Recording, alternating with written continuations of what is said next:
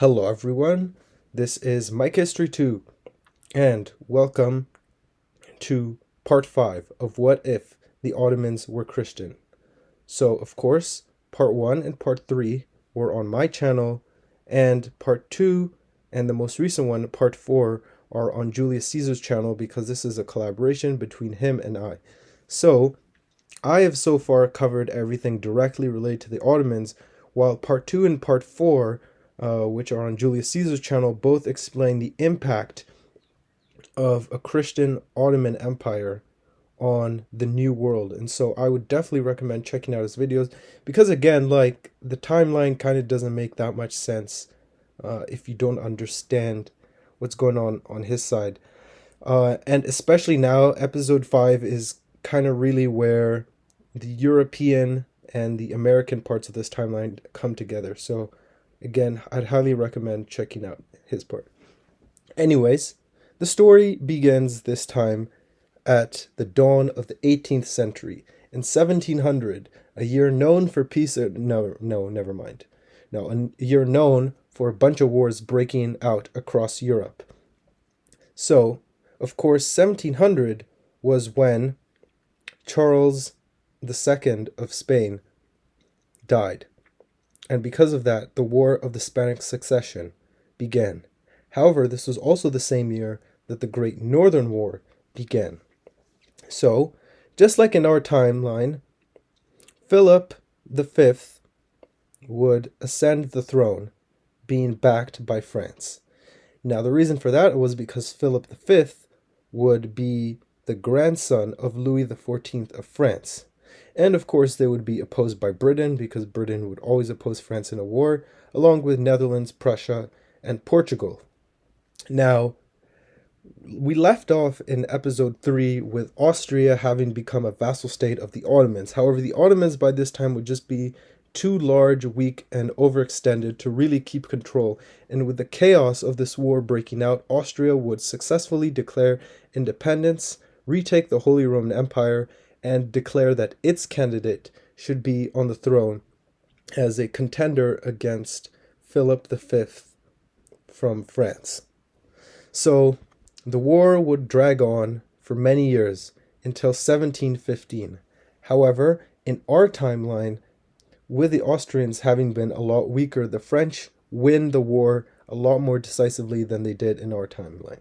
Now, although some people will say the French did lose the War of Spanish Succession in our timeline, I don't really believe that because they still ended up getting their candidate on the throne.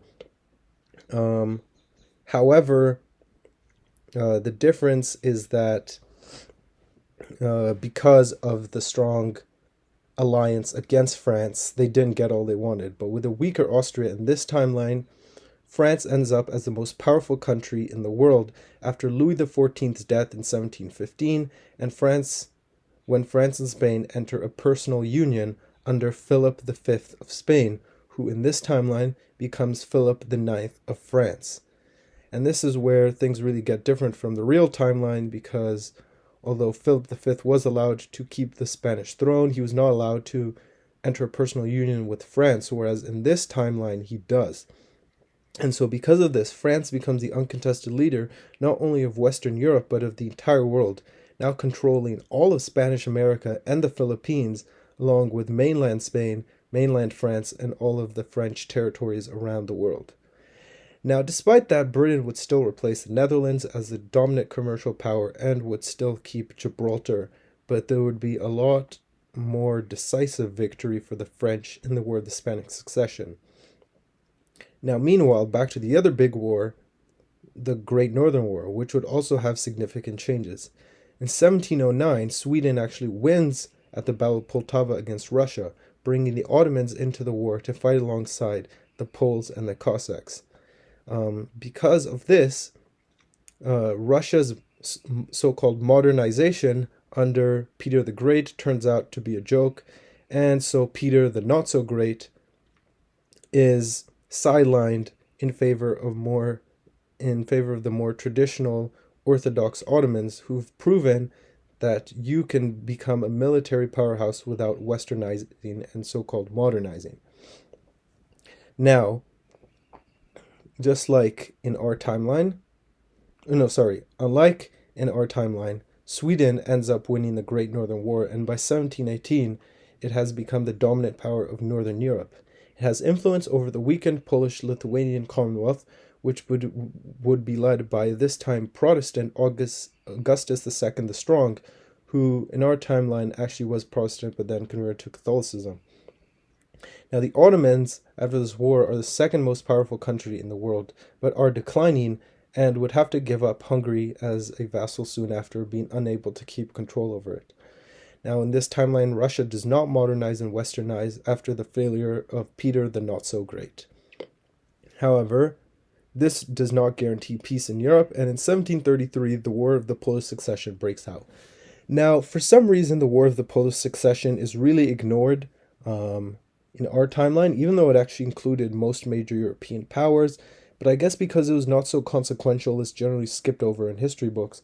However, in this timeline, it would become a major European war and would pit an alliance of Sweden, France, Spain, and the Ottomans against Russia, Austria, Prussia, Britain, and the Netherlands. Sweden and Britain would be competing to be the top Protestant state, France and Austria would be competing to be the top Catholic state, and the Ottomans and Russia would be competing to be the top Orthodox state. Ultimately, the dominant states would win, that being Sweden, France, and the Ottomans, and they would install pro-Swedish Stanislaw I Leszczynski, but there is an uneasy peace. France would also gain Lorraine, and Spain would reconquer Sicily and Naples. Now, although, there would be peace, again, this was 18th century Europe, and no peace ever lasted that long. And so in 1756, another war would break out, what in our timeline essentially was the 7 Years' War, and would pit, once again, Sweden, France, Spain, and the Ottomans, but this time Russia and Austria as well, versus Prussia, Britain, and Portugal.